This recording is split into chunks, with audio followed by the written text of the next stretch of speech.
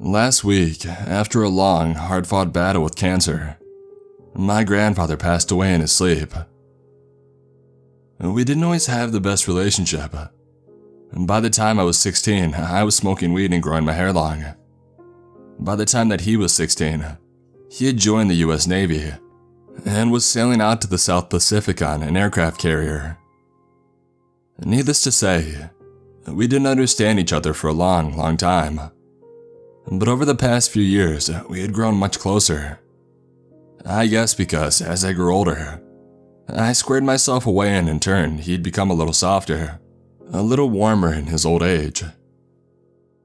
I had developed somewhat of an interest in military history, so as a result, we would spend many an hour emptying beer bottles as I coaxed one story after another from him. By the time that he had died, we were talking pretty much every day, mostly by phone, but it became somewhat of a daily highlight for me.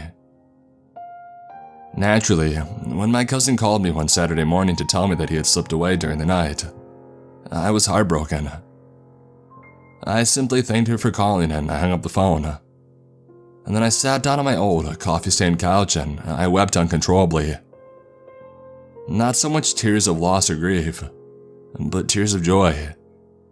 Tears of thanks that I was lucky enough to build a relationship with him, even just for a short time, long after I thought it was far too late to do so. A week or two after the funeral, the same cousin called again to inform me that she and her husband had discovered an old footlocker in my grandfather's attic. According to them, it was filled with some of his old naval memorabilia, photos and journals and souvenirs of his time in the Pacific theater of World War II. I got into my car and I drove over to their house immediately, only to find that the footlocker in question was securely sealed with a rusty old padlock. My cousins confessed to not really knowing what was inside, but we agreed that the worn old US Navy stencil made for an easy guess. The only thing to do now was to find a way to remove that lock. When I finally convinced a mechanic friend of mine to drive over with his pair of big, heavy bolt cutters, we spent an hour or so poring over my grandfather's effects. And the photos, oh my god. Those photos of him in his teenage years. He looked just like me. I mean, it was like looking into a sepia-toned mirror. Like looking at the version of me from some alternate dimension. By the time my friend had bid farewell and drove home, I had a solid lump in my throat. If only my grandfather and I could have reviewed the footlocker's contents together. If only we would have had a little more time. Just a little more. It was later that evening, while polishing off a bottle of his favorite variety of Navy rum, that I came across a small leather-bound journal, hidden in the bottom of the footlocker. Placed neatly on top of it was an old paper ID card, the flimsy kind with faded ink that was distributed across the services during the time of extreme scarcity. The ID card depicted a logo of sorts, with both English and Japanese characters visible on it. The English characters read, ABCC. Confused, I hammered the acronym into Google, wondering why I had never heard him mention such an organization before. It didn't take long for me to work out why. The letters stood for the Atomic Bomb Casualty Commission.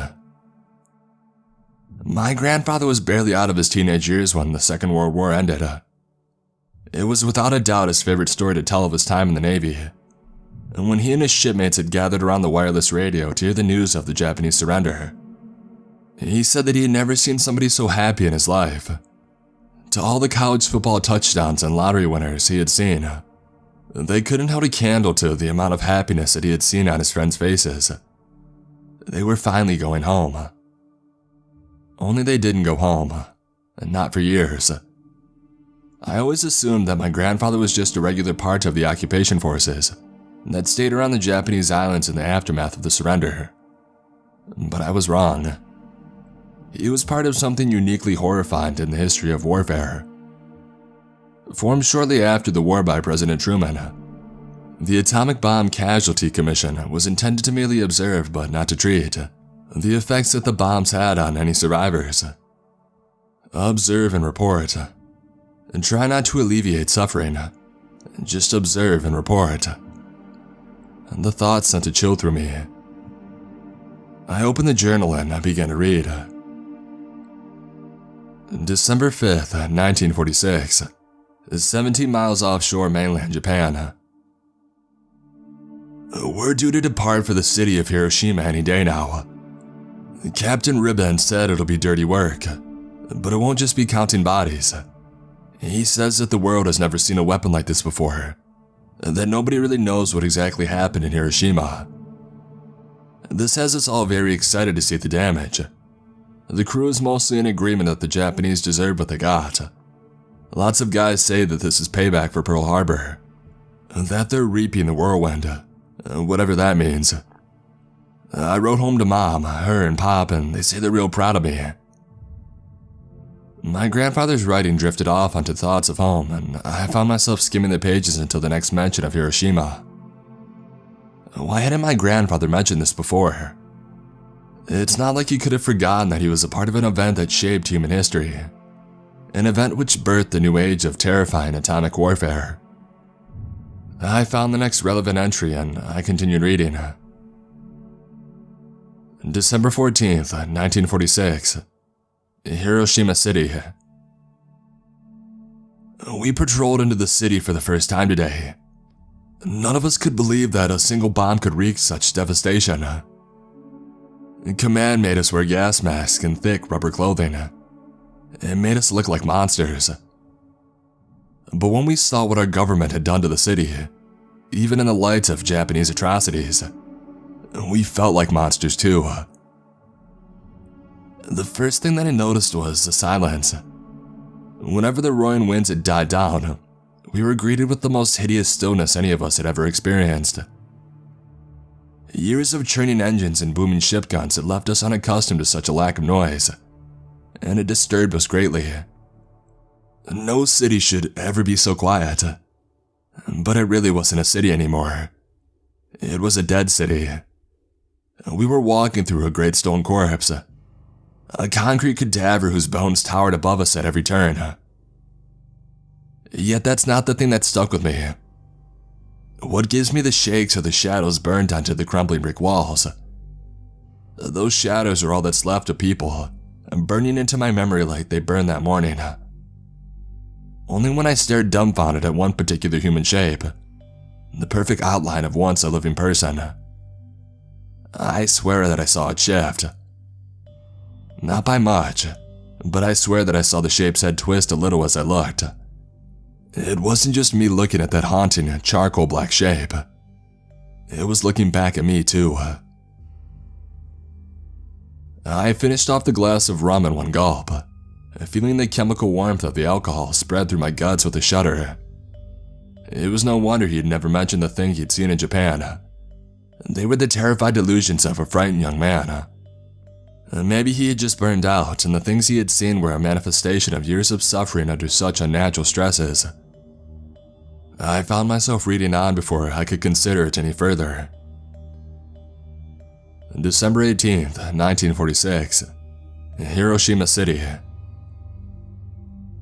We ventured deeper into the city today, and closer towards the epicenter of the blast. It was worse, much worse than our first visit. The bodies, God help us, the bodies were beyond counting. In some places, it was hard to tell where each dead Jap ended and the next one began. One carcass of a larger building had what looked like a patchwork quilt of burnt bodies carpeting its ground floor. It reminded me of a painting I once saw by that Spanish guy, Picasso. I forgot the name of it. Just inhuman-looking figures piled on top of one another, twisted, broken, and charred. What did we do here? Our patrol stopped when we encountered a deep pit of bubbling black sludge. Steam rose from it. I could feel the heat through my protective gear, and we dared not get any closer. The wind died down for a moment, bringing back that awful silence. And that's when we heard it. Moaning. A deep muffled groan that seemed to vibrate from the black sludge itself. A portion of the sludge bubbled up, forming a loose structure, and for the briefest time, it almost looked like a hand, like fingers reaching up from the stinking mass of tar, and then it was gone again. One of the men pointed, emitted his own muted cries of terror as another shape bubbled up from the black sludge before melting back into itself. A face. A clear human face. Empty eye sockets and a screaming maw. When we got back, I asked my friend Skip if he had seen it too, and he said no. And anybody that thinks they did needs to have their head examined. None of us have talked about it since. As long as I knew my grandfather, he had always mocked my love of horror stories. Silly tales for kids and dopes, he would tell me. And there are much scarier things in real life. I had no idea that he was talking from experience. It was getting late. I had to work early the next morning, but I poured myself another glass of strong dark rum and I continued to read. December 18th, 1946, Hiroshima City. Today was our last patrol and we're all glad of it. The closer that we ventured into the city, the more horrific were the things that we saw. 2 sailors had to be taken to psych evaluation after what we encountered last time. The rest of us are all in a silent agreement not to talk about it, before the same thing happens to us. But after today, I'm sure that number is going to be much higher.